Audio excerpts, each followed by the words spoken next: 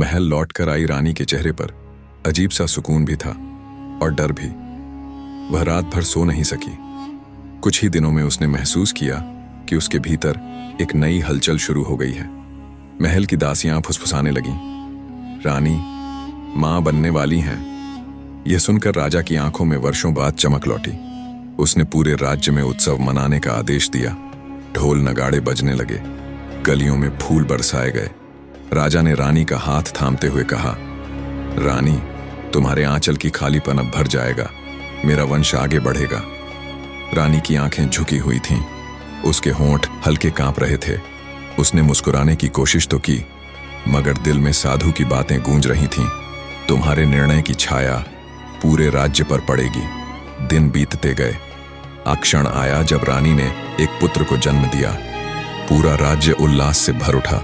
महल में दीप जलाए गए, प्रजा नाचने गाने लगी। लेकिन उस रात कुछ भयावह हुआ। जैसे ही शिशु ने पहली बार रोना शुरू किया, आकाश अचानक काला पड़ गया। तेज आंधी चलने लगी, महल की दीवारें हिलने लगीं।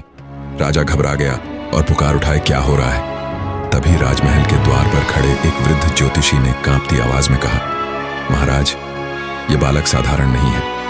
इसके जन्म के साथ कोई अदृश्य शक्ति जाग उठी है। या तो यह राज्य को स्वर्ग बना देगा या फिर सब कुछ भस्म कर देगा। रानी अपने शिशु को सीने से लगाकर रो पड़ी। उसकी आंखों में ममता भी थी और डर भी। उसके मन में केवल एक ही प्रश्न गूंज रहा था, क्या यह वरदान सचमुच आशीर्वाद है या विनाश का संकेत? जानने के लिए देखिए नेक्स्ट पार्ट।